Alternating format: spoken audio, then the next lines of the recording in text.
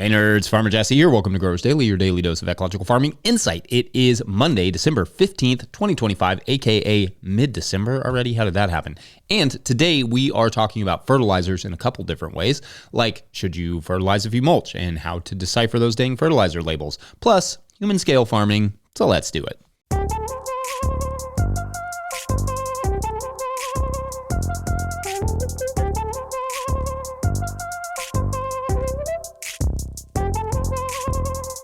All right, happy Monday, everyone. It is just about as cold as it gets here in Kentucky, hovering around 2 degrees Fahrenheit or negative 16 degrees Celsius right now as I record this. Wasn't a whole lot warmer yesterday. Kids are out of school for the cold, but also the snow that we got this weekend, just as they were on Friday, which honestly is kind of nice, except for it's too cold for them to really do anything like outdoors. It's just very tundra-y. Yeah. Had a decent weekend, though. Hannah and I took a trip up to northern Kentucky / Cincinnati area to celebrate our anniversary a little bit early, which was fun. She's a Liverpool supporter, though, so she had a better overall weekend than I did, though as it should be, I suppose. But not a lot going on around the farm, the snow-covered icicle that is our farm, at least at the moment. This week, the plan is to get the seeds inventoried and start getting the 2026 growing plan nailed down, maybe even some seeds ordered. We'll see. I usually aim to order seeds before the new year. It's an arbitrary goal somewhat, but with seeds starting really beginning in January, it's definitely not super premature. I don't like to be sitting there waiting for seeds to arrive when I actually need to be starting them. So preferably do that. Also want to give a shout out to our friends out in Washington who are suffering from some of the flooding out there. That is wild stuff. So yeah, we're just thinking of you all, hoping you bounce back quickly before the season starts. Such tough stuff. Flooding is just absolutely brutal. So anyway, thoughts go out to you all. Anyway, so we are continuing our mulch series today. I want to talk about fertility management when it comes to mulch. That will be our subject. Is it even necessary? And if so, how in the world would you do it? Well, like in all things in farming, it depends. So let's take a few specific examples and then talk about each one. Let's say that you are mulching with straw. Straw, as you will know, because we talked about it recently, is the stalk of a grain. So basically all the nutrients of the plant are now in the grain itself. So the stalk is mostly just carbon. But fascinatingly, because again, sense does not make science, studies show that straw can not only improve the texture and reduce the density of the soil, increase soil carbon, all the stuff you'd expect it to, and like water holding capacity, hold the soil in place, all those things, but available potassium and phosphorus as well. Those are two nutrients that it can help increase, though nitrogen can decrease slightly in certain scenarios. So to make up for that little bit of lost nitrogen, some studies demonstrate how a little organic fertilizer really brings it all together. Better photosynthetic rates of the plants, more microbial diversity and available nutrients in the soil. All the things when you add just a little bit of fertility. The straw helps to create conditions that are better for nutrient holding, and so a small amount of fertilization goes a much longer way for a much longer period of time.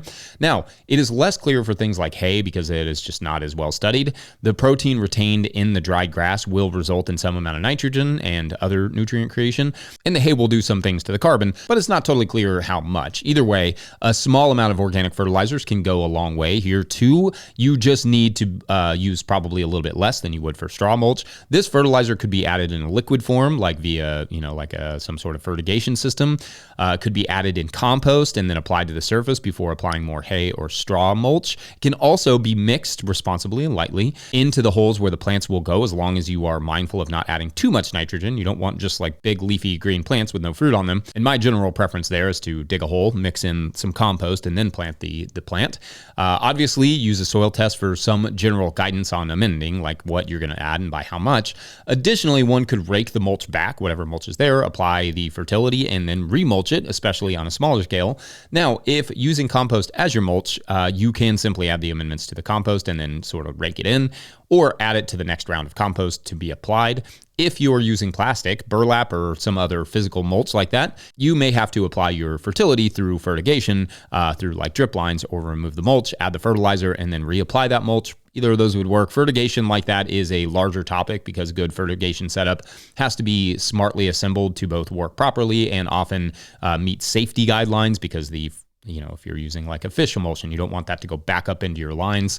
Animals, of course, can play a large part as well in certain circumstances, like how we used to run our chickens over areas we use hay. They would eat many of the seeds, which show me another fertilizer that would do that. And they also deposit their own, let's call it fertility. Then we would just mulch right over top of that and replant.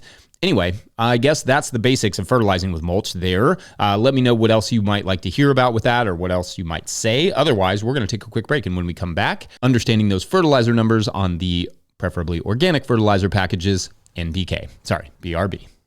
Good morning from North Texas. Wanted to show off my first attempt at cover cropping. This is a mixture of oats, peas, mustard, and crimson clover. Like I said, I've never tried cover cropping before. I'm thinking I may have gone a little thick with the application. And then over here, we've got our fall crops. So both red and green cabbages, collards, arugula, and carrots. And we actually just pulled the last of the lettuce out of this bed a week ago. Today's episode is brought to you by Johnny's Selected Seeds. Johnny's Selected Seeds is a proud supporter of Growers Daily. At Johnny's, they do more than sell seeds. They grow them. They trial them to see how they perform on Johnny's research farm in Maine and across the U.S. and Canada. Only the best varieties are added to their catalog and website. When you need proven varieties you can count on and detailed guidance from seedling to harvest, consider Johnny's your trusted growing partner. JohnnySeeds.com. That's JohnnySeeds.com. All right, back to the show. If you, the listener or viewer, are enjoying this podcast, getting even a small amount of value from it, consider supporting our work over at patreon.com/no-till-growers. I will try to get to questions from everywhere that questions come in, but I will always get to your Patreon questions. Now, today's Patreon question comes to us from Patreon member Thomas Van Wart, who asks, quote, "Not urgent. I would love to know how to dissect and understand fertilizers. I understand NPK, but I know not all fertilizers are created equal.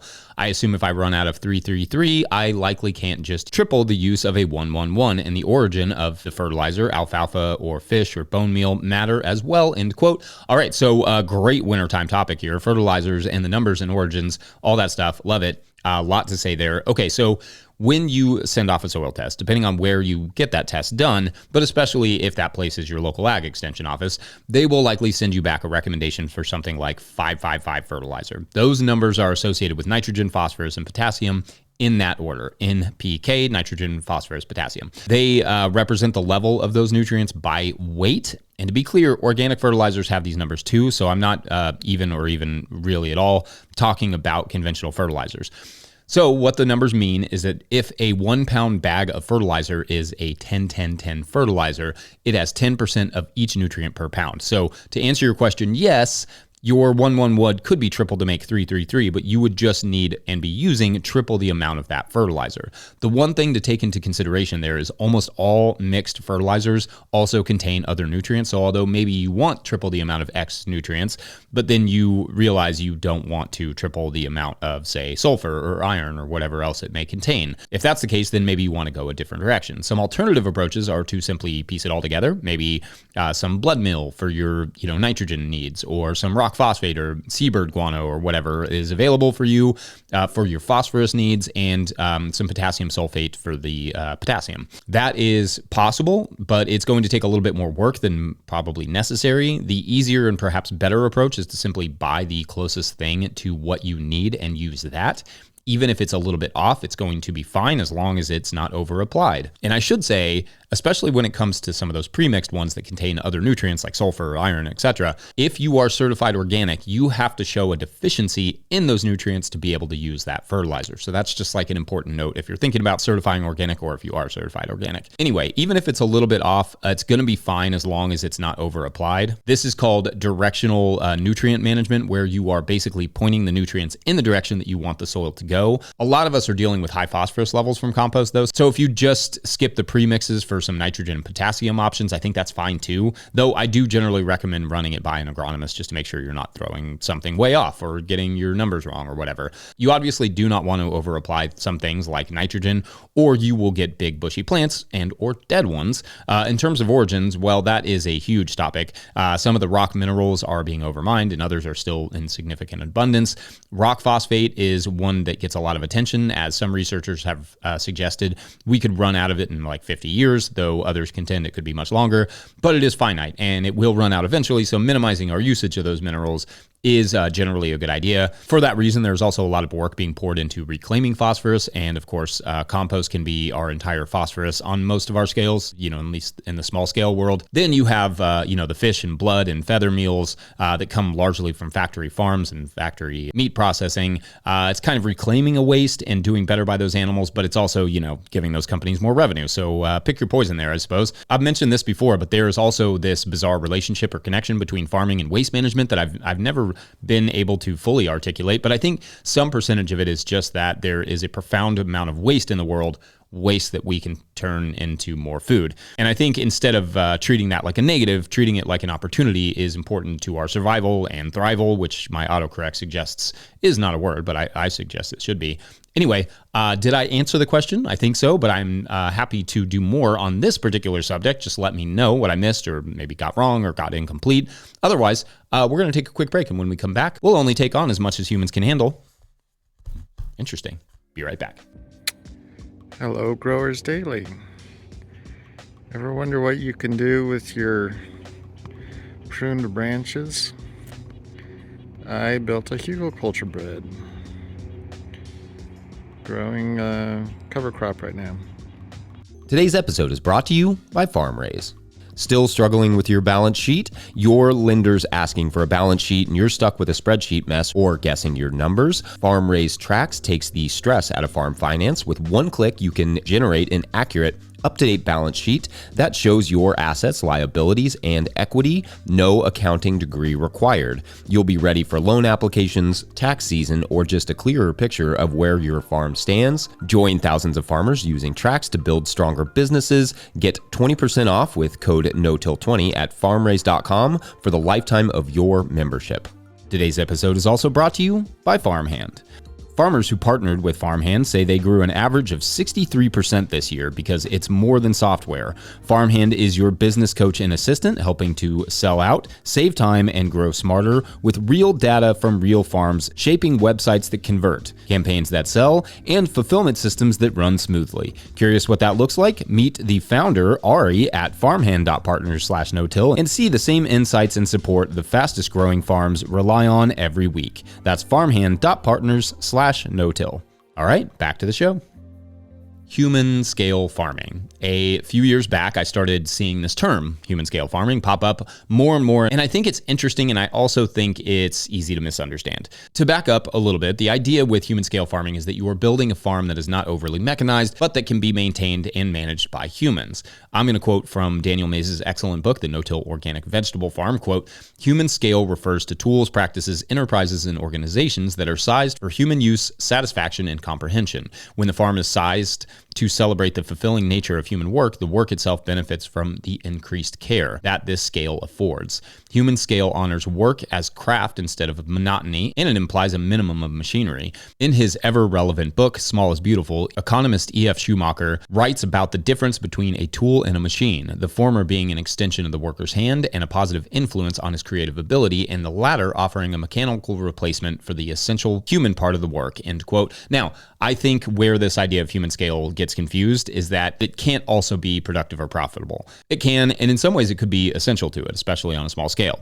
On the productive side, an acre of land can be intensively managed, profitably so, with about 3 people. This is also Daniel's calculus with the person to acreage ratio, but in my years of farming, it seems to be pretty common ratio where a lot of food can be grown in a small space, and that's about the number of people it takes to manage that space, give or take, depending on what you grow, and when you have the right methods and the right people managing it. Moreover, the other capitals come into play as well when you think at a human scale. With more people on the land, there are more jobs and more money goes into the local economy. Community is generated from the farm. Health and wealth is as well.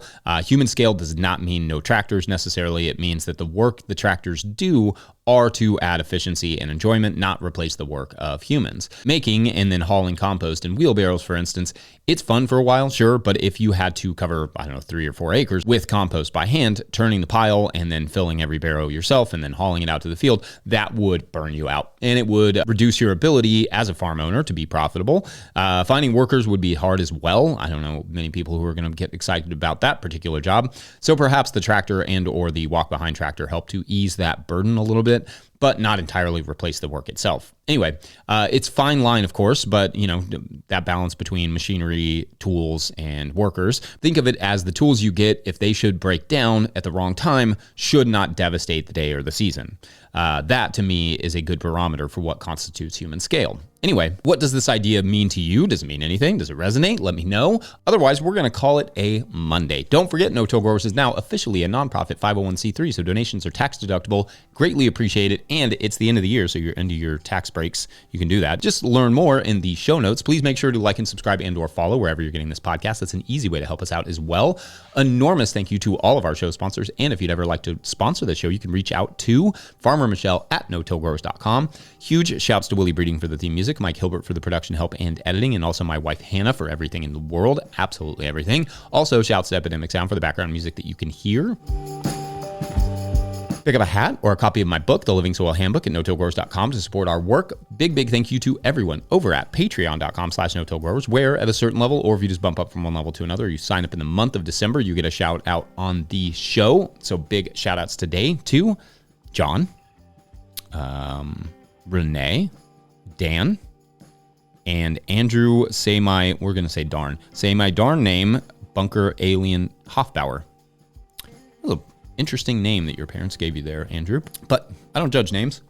All right, so this week's story is going to be about a teacher named Mr. Lakes. Now, Mr. Lakes was a middle school biology teacher, bless his heart, because his favorite thing in the world was plants, loved plants, wanted everyone to love plants as much as he loved plants. And as such, his classroom was filled with them in every nook and cranny. He even helped, the grounds crew to maintain flowers and hedges around the school. For Mr. Lakes, it was impossible to teach biology out of a book. You needed, life. You needed to, show plants, to have plants around. You needed to see how diverse and interesting they all could be, how photosynthesis worked in practice. But then one day, the school where Mr. Lakes had taught for 12 years closed. The kids would have to go to the school in the next county where they did not, it turns out, need a new biology teacher. What happens to Mr. Lakes? All those plants? Well, that is for tomorrow on Biology 101 Fun. Now, it's something better than that, I promise. Thanks for watching and/or listening. We'll see you tomorrow. Bye.